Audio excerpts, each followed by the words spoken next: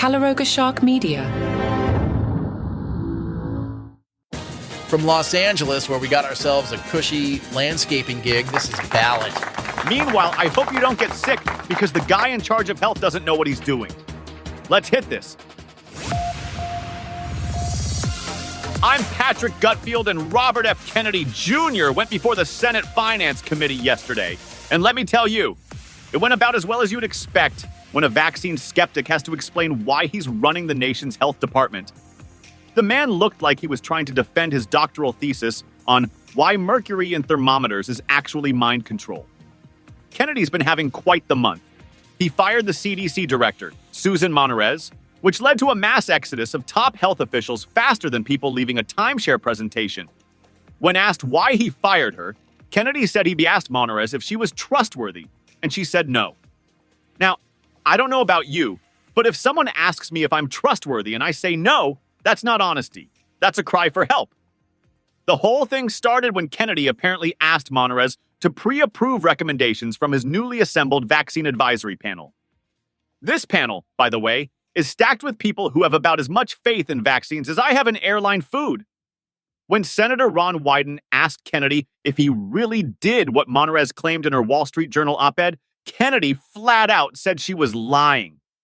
So either the former CDC director is a liar, or RFK Jr. has a very creative relationship with the truth.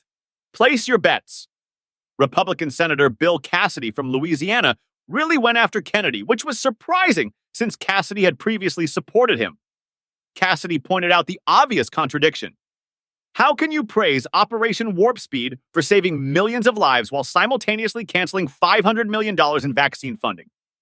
That's like saying you love pizza but hate cheese, bread, and sauce. Kennedy insisted that President Trump deserves a Nobel Peace Prize for Operation Warp Speed. A Nobel Peace Prize for vaccines that Kennedy thinks killed more people than COVID. The cognitive dissonance is so strong, I'm worried it might be contagious. Meanwhile, over 1,000 current and former Health and Human Services employees have asked Kennedy to resign, saying he's endangering American lives. That's not a vote of no confidence. That's a vote of, please stop before someone gets hurt. And here's the cherry on top of this whole Sunday of chaos. The CDC shooting last month was allegedly carried out by someone who blamed his depression on COVID vaccines. Kennedy opened his testimony by offering condolences to the family of the police officer who was killed.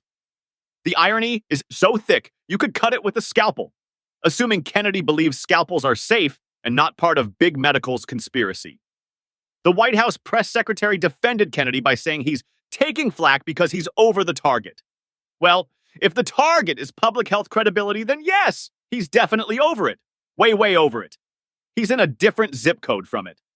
The NBA is investigating the Los Angeles Clippers for allegedly paying Kawhi Leonard $28 million through a company that plants trees.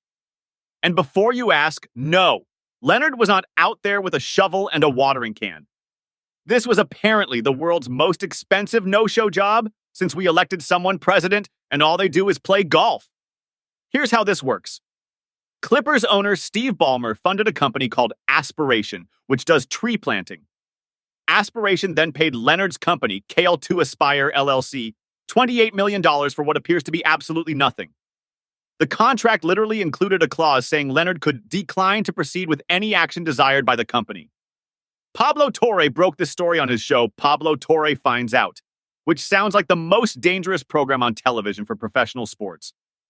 Torre couldn't find any evidence that Leonard ever marketed for or endorsed Aspiration. No commercials, no social media posts, not even a single tweet about the importance of photosynthesis. The man was paid $28 million and apparently never mentioned trees once. The Clippers released a statement calling the allegations absurd and saying they welcome the NBA's investigation. That's corporate speak for there's nothing in the Epstein files, so there's no reason to release them. Want to hear your favorite shows without any ads? It's easy. If you're listening on Apple Podcasts, just tap the banner that says uninterrupted listening and unlock commercial-free versions of this show and all your other Calaroga favorites for just $4.99 a month. Even better, you get a 30-day free trial to start. That includes Palace Intrigue, your daily dose of royal family drama, 5 good news stories where we spotlight feel-good headlines, 5 daily trivia questions to test your brain, daily comedy news, bringing you the latest in comedy, celebrity trials for the biggest courtroom showdowns, and Taylor Swift Today for all things Taylor. Plus, coming September 14th, binge Season 2 of the hit series Crown and Controversy. This season, we explore how everything changed the moment Meghan met Harry, and the ripple effects that shook the royal family to its core. The power struggles, the family fractures, and the love story that rewrote the royal rulebook. All episodes drop that Sunday exclusively for subscribers.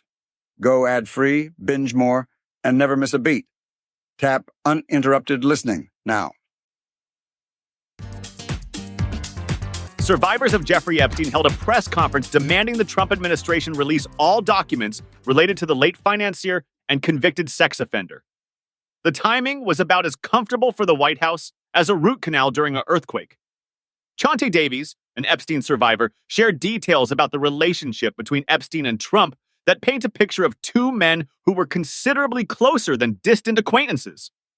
According to Davies, Epstein kept an 8x10 framed photograph of himself with Trump on his desk, which is either touching friendship memorabilia or the kind of evidence that makes lawyers very expensive. Davies said Epstein's biggest brag was being very good friends with Donald Trump. Now, when a convicted sex trafficker's biggest boast is your friendship, that's not exactly the kind of endorsement you want on your presidential campaign literature. Meanwhile, Trump has dismissed the entire matter as a Democrat hoax that never ends. This is becoming Trump's go-to explanation for uncomfortable situations. Bad weather, Democrat hoax. Traffic jams, Democrat hoax. The fact that his former closest friend was a convicted sex trafficker with a framed photo of them together? You guessed it, Democrat hoax. The whole thing is such a hoax that Trump scheduled an F-35 flyover just as the victims were speaking. What a weird coincidence. The Epstein files could potentially be released with just 2 more Republican votes in Congress, which means there are currently enough GOP members willing to keep these documents sealed. Release the Epstein files, you cowards. This story isn't going away, despite Trump's insistence that it's all a hoax. The survivors aren't giving up, the documents still exist, and that 8x10 framed photo is apparently still evidence of a friendship that Trump would probably prefer everyone forget about. Portions of today's show were made with the help of AI.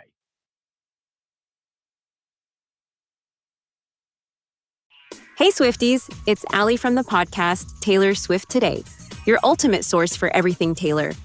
We follow every moment of her incredible journey, from breaking tour records to new music drops.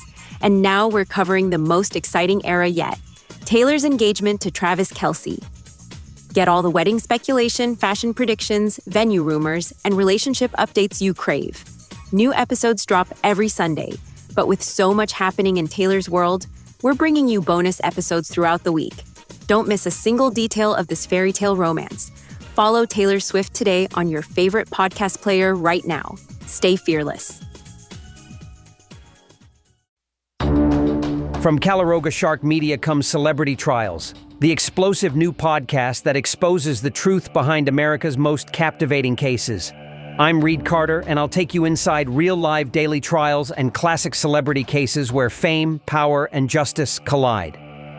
From Jeffrey Epstein's billion-dollar sex trafficking empire to the prep school killer who walked free, from family annihilators to celebrity plea deals. Discover the shocking verdicts, twisted evidence, and cultural forces that shape American justice. These aren't just crimes, they're cultural moments that reveal who we really are. Justice isn't always swift, but it's absolutely riveting. Celebrity Trials, available wherever you get your podcasts.